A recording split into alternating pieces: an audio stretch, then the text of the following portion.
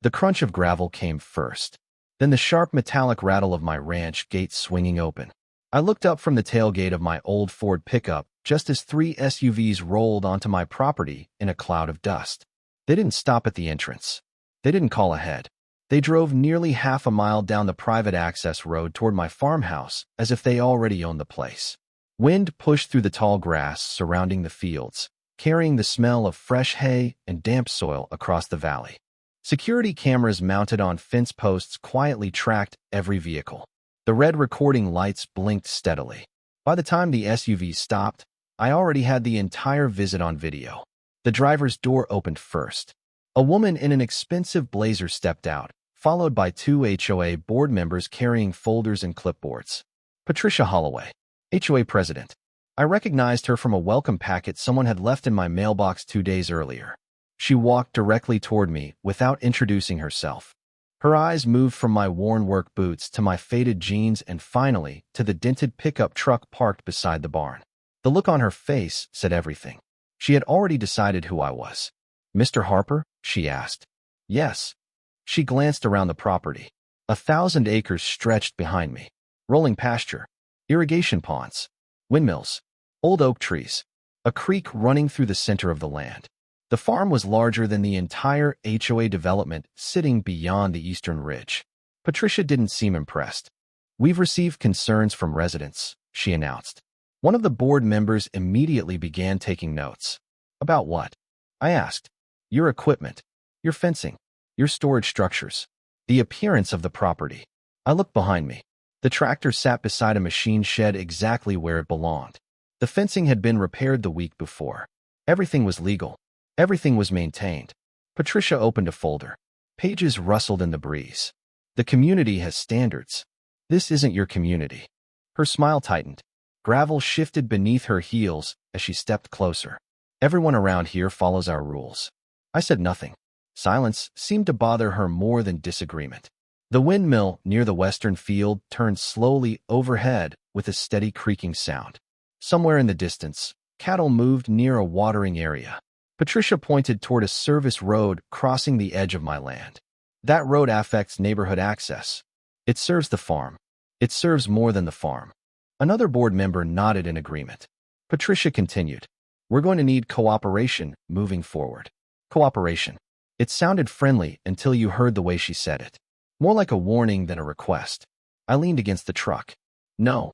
Just one word. Her expression hardened immediately. One board member looked uncomfortable. The other kept writing. Patricia closed the folder. "Life around here depends on cooperation, Mr. Harper." The wind picked up again. Fence wire hummed softly across the pasture. Then something unexpected happened. One of the board members quietly studied a map attached to the folder. His eyes moved from the farm boundary to a blue line running across the property. He frowned, looked again, then quickly closed the page before Patricia noticed. For a second, his confidence disappeared. And as the SUVs finally turned around and headed back toward the HOA, I couldn't stop thinking about that blue line on the map and why one member of the board suddenly looked worried. The next morning, the steady squeak of a windmill echoed across the pasture while sunlight spilled over the rolling fields behind the farmhouse. Dew still clung to the fence posts. A pair of cattle moved slowly near the creek. The farm felt alive in a way most neighborhoods never could. Every gate hinge, every irrigation valve, every weathered barn board seemed to carry a history of its own. I was repairing a section of fence when my phone vibrated. Another email from the HOA. The third one in 4 days. I glanced at the screen and slipped it into my pocket without responding. Nearby, my old Ford pickup sat exactly where Patricia had seen it the day before.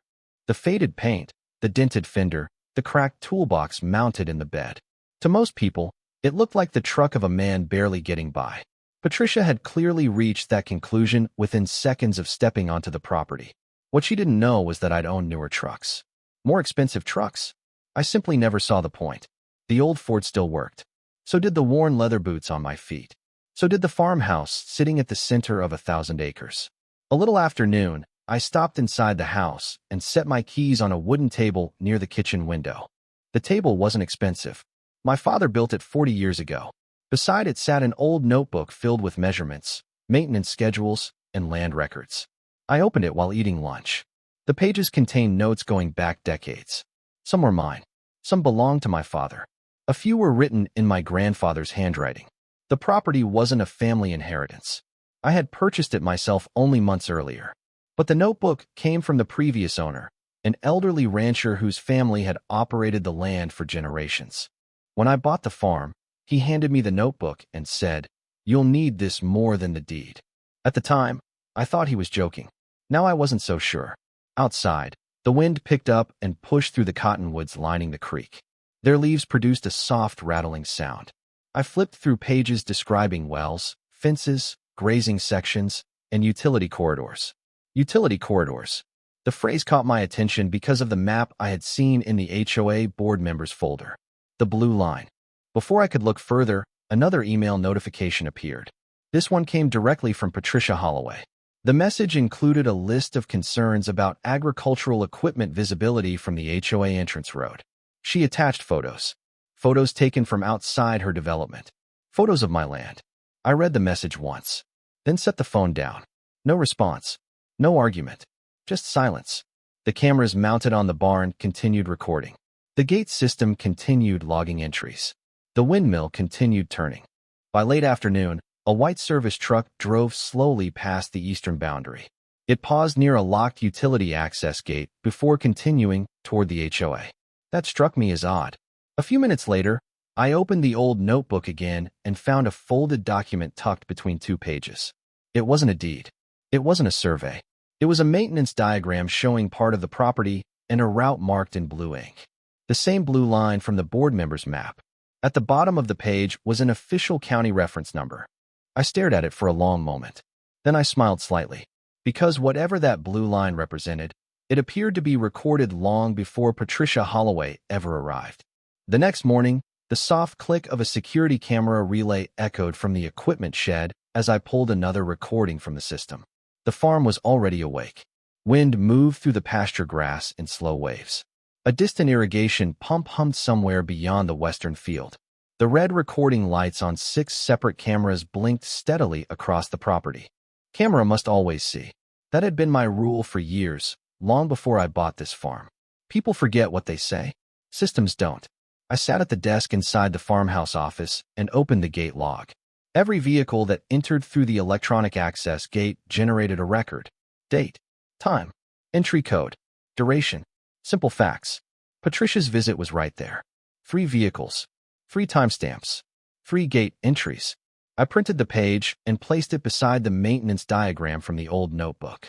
Then I opened the camera footage from the day before. One angle showed Patricia's SUV crossing the gate. Another showed her board members walking around near the eastern boundary. A third camera captured something more interesting.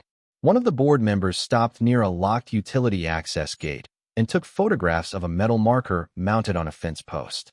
He looked around before doing it, then quickly walked away. I replayed the clip twice. The marker wasn't unusual, just a small identification plate attached to a utility easement entrance. But the board member's reaction caught my attention. My phone vibrated. Another HOA email. Patricia again. This time, she demanded information regarding agricultural operations near community property. No greeting. No introduction. Just demands. I read the message and set the phone down. Silence is a weapon. The less I said, the more she seemed determined to fill the silence herself. Around noon, I drove into town. The old Ford rattled across a cattle guard before joining the county road. 20 minutes later, I was sitting inside a utility service office reviewing publicly available records. A woman behind the counter helped me locate an account reference connected to the maintenance diagram's county number. She pointed toward a screen. That's the active service corridor. I nodded. Silence. Who manages it? I asked. A pause. She clicked through several pages. That's unusual. Silence. She leaned closer to the monitor. The service records don't list the HOA. I thanked her and left. No argument. Just another piece of information. Outside, a delivery truck rolled past carrying water treatment equipment. That detail stayed with me all afternoon. Back at the farm, I logged into a property management portal connected to the county record system. Level 2 evidence. The owner account contained parcel references, utility access records, and maintenance authorizations stretching back decades. Most of it looked routine until I found an attached authorization code tied to the same blue line from the maintenance diagram. The code referenced inspections performed long before the HOA existed. Interesting. Very interesting. As sunset approached, another vehicle appeared near the eastern boundary. This time it wasn't Patricia. It was a contractor truck. The driver parked near the utility access gate, stepped out, checked a clipboard, and immediately looked confused. I watched through binoculars from a hill overlooking the property. The contractor studied a document, looked at the gate, then looked back toward the HOA. After several minutes, he made a phone call. Then another. Finally, he drove away without entering. That evening, my phone rang. The caller introduced himself as a utility contractor. "Quick question," he said. "Do you own the access point near Marker 7? Silence. I looked toward the darkening pasture outside my window. "Why do you ask?" Another pause. The contractor lowered his voice. "Because someone from the HOA told us they did. But the records we received today don't seem to agree." For the first time since Patricia arrived, someone with no stake in the dispute had started questioning the HOA's version of the story. At first, it looked like a disagreement between a new landowner and an HOA president who didn't know where her authority ended. By the end of the week, it looked like something else entirely. The first sign came with the vibration of my phone against the kitchen table just after sunrise.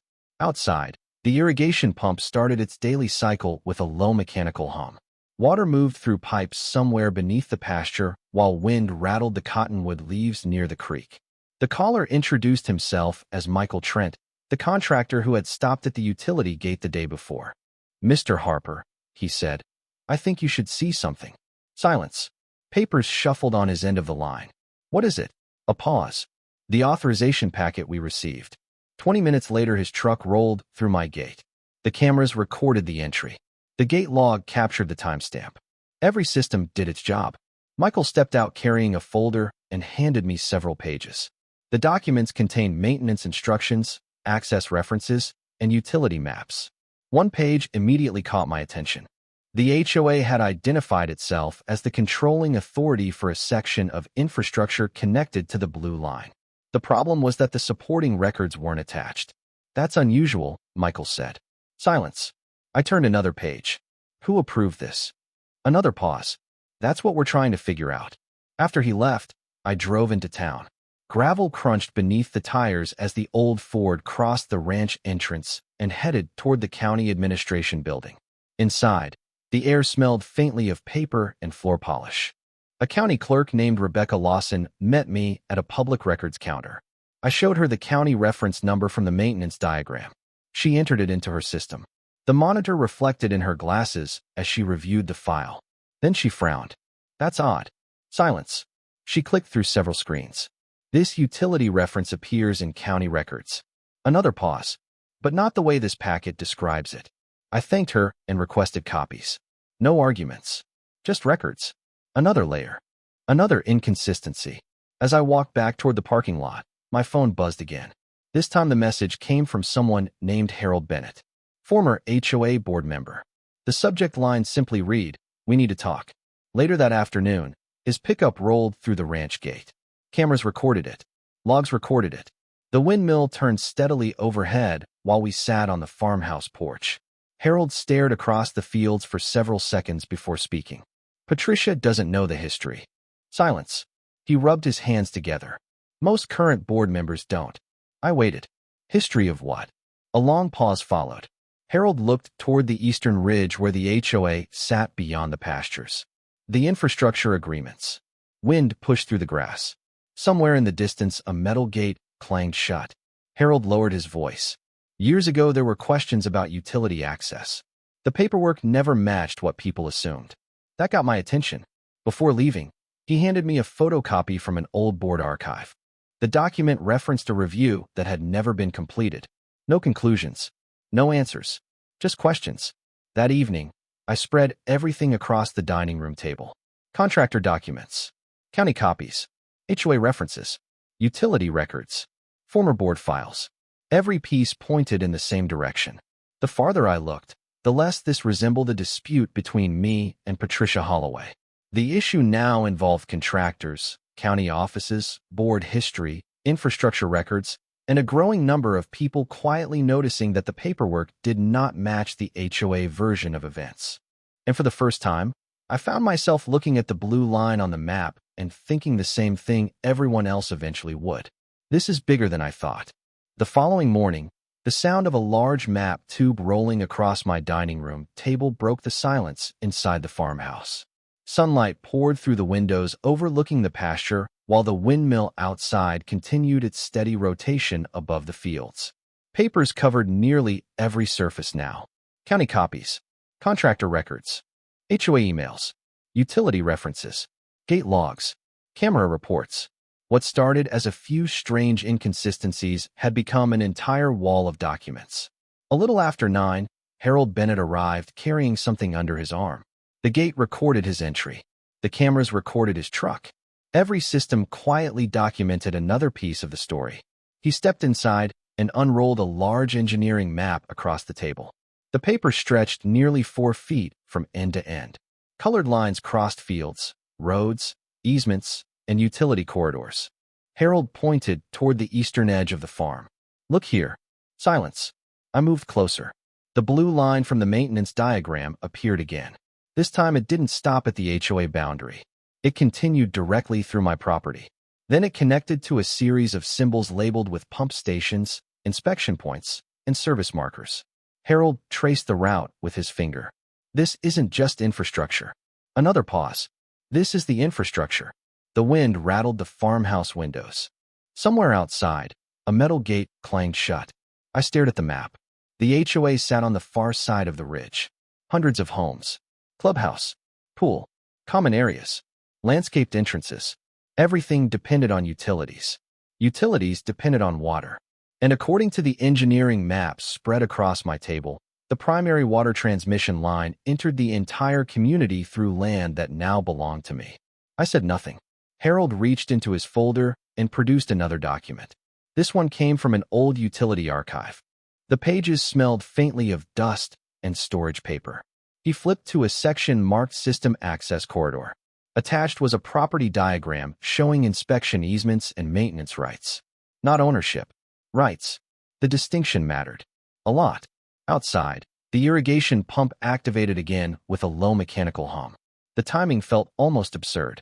The very thing everyone was talking about was flowing beneath the ground at that exact moment. Harold handed me another page. "This is where it gets interesting." Silence. I looked down. It was a maintenance authorization issued years before the HOA was built. The signature belonged to the original developer. The route description matched the blue line exactly. Then I noticed something else. The HOA entrance road. The road Patricia had referenced repeatedly. The road she used as proof that the HOA controlled the surrounding area. The road crossed part of the same utility corridor. Suddenly, the pieces started fitting together. The entrance road, the utility access gate, the maintenance easement, the inspection markers, the blue line. The HOA had spent years using visible infrastructure as proof of authority. Yet the hidden infrastructure underneath it told a completely different story. The road wasn't the source of power. The water line was. And the water line didn't belong to the HOA. That realization changed everything. Echo effect. The very infrastructure Patricia pointed to when asserting authority now threatened the foundation of that authority. My phone buzzed. Another email from the HOA. This one referenced access concerns near utility property. Utility property. The phrase made me pause. Because after everything spread across my table, nobody seemed entirely sure whose property it actually was. Harold noticed my expression and slowly reached into the map tube one final time. He removed a folded county-certified utility corridor map carrying official seals and recording information. The document looked newer than everything else. More complete, more detailed. He laid it beside the engineering map. The blue line matched perfectly. Then he pointed to a boxed notation near the bottom of the page. I leaned closer. Because if that notation meant what it appeared to mean, the entire balance of power around the HOA was about to change. The next morning, the sound of a heavy binder opening echoed across the dining room.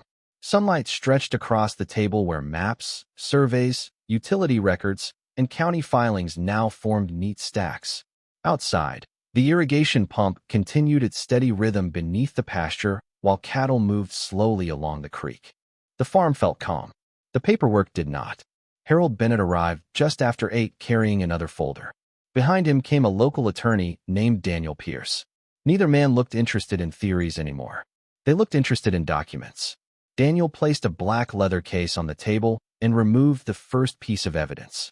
A recorded deed filed with the county on September 18, 1984, signed by the original landowner and recorded under an official county instrument number. The legal description matched the utility corridor shown on the blue line. Daniel slid the document toward me. The corridor was never transferred. Silence. Wind brushed against the windows. I read the deed again. The language was clear. Ownership remained with the property. Access rights existed. Ownership did not change. Daniel opened the binder and removed another document. This one carried a county seal dated March 12, 1996. A recorded utility agreement signed by the original developer before construction of the future HOA community. The signature sat clearly at the bottom of the page. The agreement granted maintenance access across the corridor. Maintenance access. Not control. Not authority. Not ownership. Just access. Harold shook his head slowly. Most people assume those are the same thing. Silence. Daniel turned another page. The next document was a certified parcel map approved by the County Planning Department in 1998. A bright red line outlined the future HOA boundaries. A blue corridor crossed directly through what would eventually become my farm. The HOA boundary stopped at the corridor. It did not include it. The visual reveal required no explanation.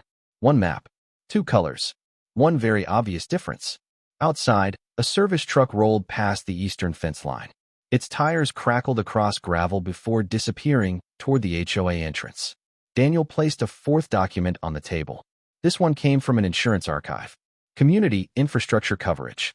Effective date July 1, 2005. The policy listed pumps, storage facilities, and distribution systems. Then came a sentence that changed everything.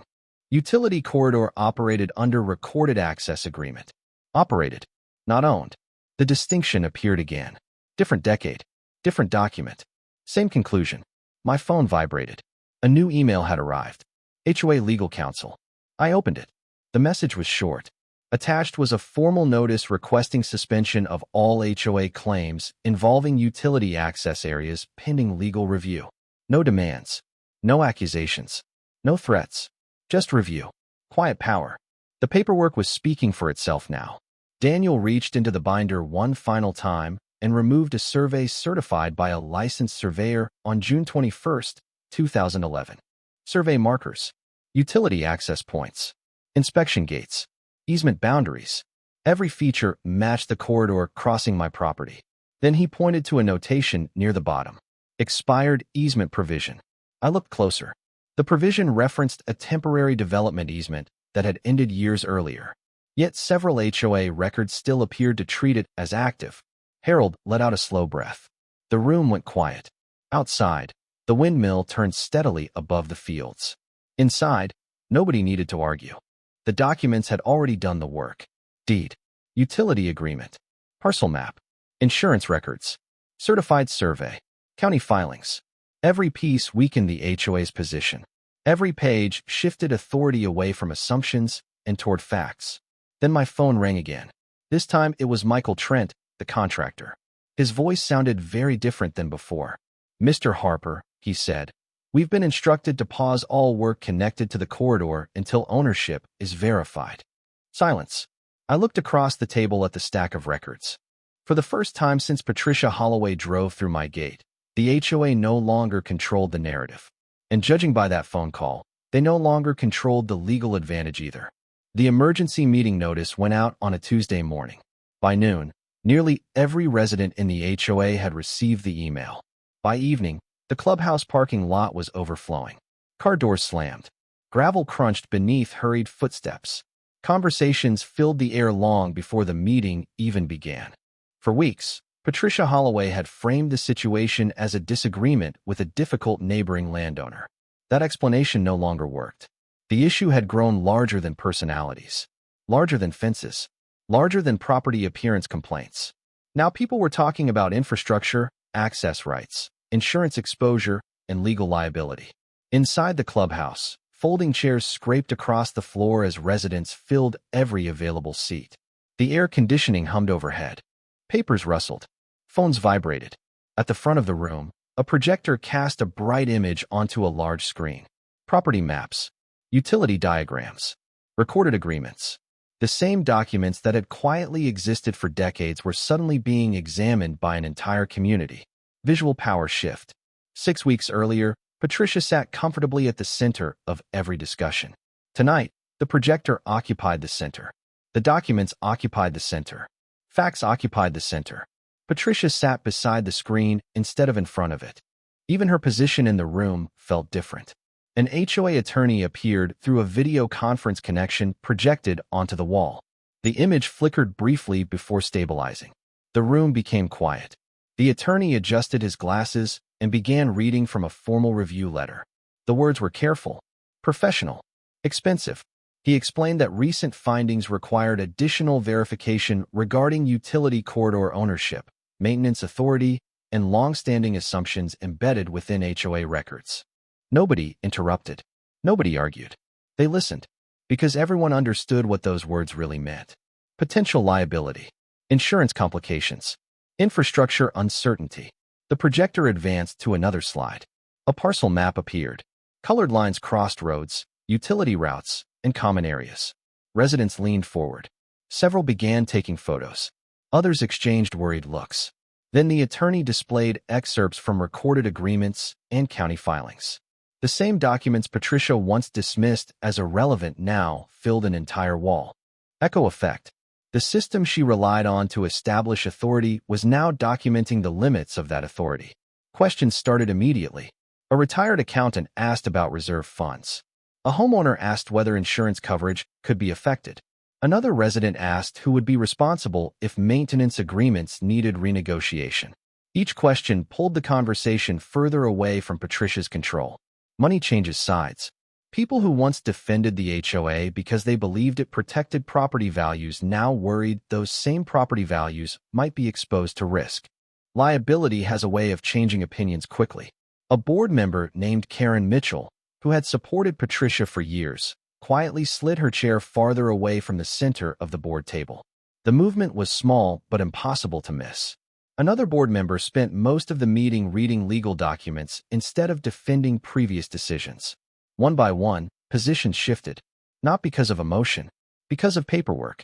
Midway through the meeting, the attorney announced an internal investigation and a preservation notice covering all records related to utility corridors, infrastructure agreements, and historical maintenance authorizations. Every document would be reviewed. Every assumption would be tested. Every claim would require verification. The projector fan continued humming while the room absorbed the announcement.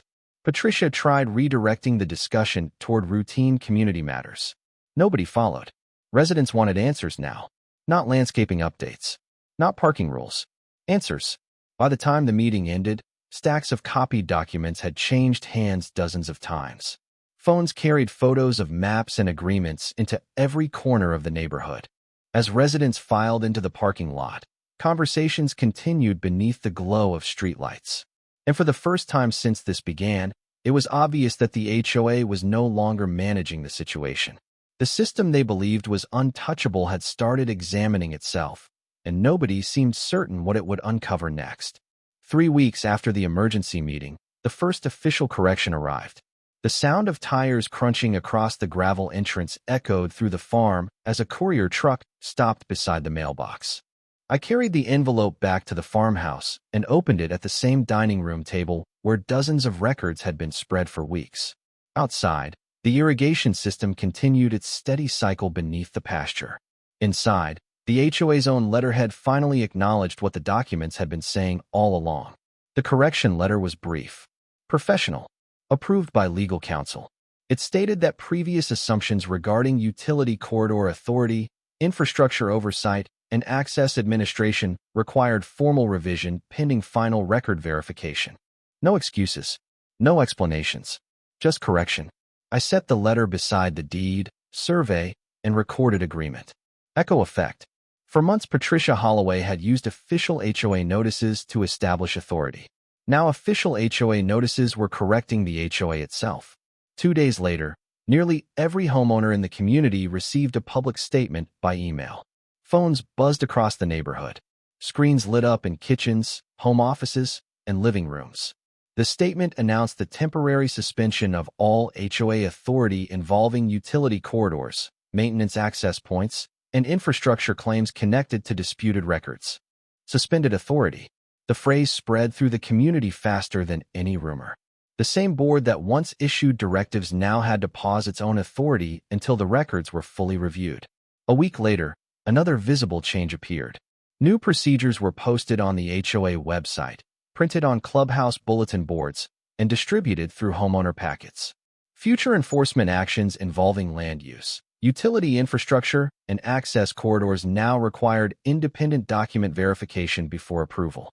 County filings would be reviewed first. Recorded agreements would be reviewed first.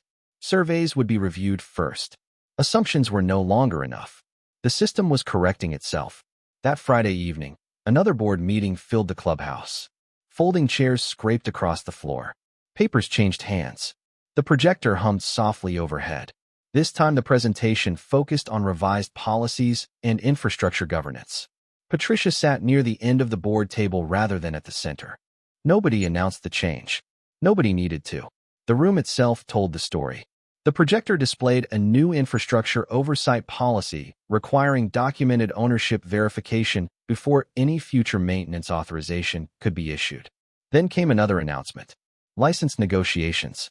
Because the community still depended on infrastructure crossing my property, legal counsel recommended formalizing future access through updated agreements rather than assumptions inherited from the past. Residents nodded. Questions focused on compliance and implementation rather than blame. Process had replaced emotion. A few days later, another letter arrived. This one carried official recognition that the utility corridor existed under recorded agreements predating the HOA itself. The language was clear. Historical rights acknowledged. Operational responsibilities clarified. Ownership distinctions recognized. I folded the letter and added it to the growing stack of documents. Outside, workers were already replacing signs near the utility access gate. New markers referenced maintenance access and recorded agreements rather than HOA control. It seemed like a small change until you understood what it represented. Reality replacing assumptions. Documentation replacing narratives. Procedure replacing personality. As summer moved toward fall, the community gradually adapted to the new reality. Every new policy, every revised procedure, every official notice pointed toward the same conclusion. The records mattered more than anyone's opinion. The law mattered more than confidence. The system mattered more than any individual. Patricia still attended meetings. She still occupied a board seat. But she no longer controlled the conversation. Every claim required documentation. Every decision required review. Every statement required verification. And by the time the final policy revisions were approved, it was obvious to everyone in the room that the story no longer belonged to Patricia Holloway. It belonged to the records, and there was nothing left she could do to change them. 6 months later, the same gate that Patricia Holloway had driven through on her first visit opened with a quiet mechanical hum beneath the morning sun. The sound carried across the pasture, just as it always had. The cameras mounted above the entrance still recorded every vehicle. Their red lights blinked steadily. The gate log continued collecting timestamps. Nothing looked dramatic. Nothing looked different. That was the point. The farm remained exactly what it had been from the beginning. Wind moved through the tall grass beyond the entrance road. The irrigation system cycled on schedule beneath the fields. The old windmill turned above the western ridge with its familiar creaking rhythm. The cattle still gathered near the creek every morning. The 1,000 acres stretched in every direction, calm and unchanged. I stood near the same pickup truck Patricia had judged on the first day. The dent was still there. The faded paint was still there. The truck still worked. A few yards away, the farmhouse windows reflected the early sunlight. Inside, a binder rested on the dining room table. The final documents had arrived weeks earlier. Recorded agreements updated. County records verified. Utility corridor responsibilities clarified. Access rights confirmed. The paperwork now matched reality. The system had finished correcting itself. A delivery truck approached the gate. The cameras tracked its arrival. The gate opened. The truck passed through. Everything operated exactly as intended. No confusion, no assumptions, no competing claims. Further east, beyond the ridge, the HOA continued functioning as a community. Residents still used their roads. Children still rode bicycles through the neighborhood. Families still gathered at the clubhouse. The difference was that future decisions now followed documented records rather than inherited assumptions. The official signs near the utility corridor remained in place. Recorded access agreement. Authorized maintenance route. The wording was simple, accurate, permanent. A few months earlier, those signs would have surprised people. Now they felt normal. That was another sign the process had worked. Truth eventually becomes ordinary. Around noon, I walked out toward the utility access gate near marker 7. The same gate that had appeared in contractor reports, maps, and maintenance records. The same gate that started questions nobody expected. The lock remained secured. The identification plate remained attached. Beyond it, the corridor disappeared into the landscape exactly as it had for decades.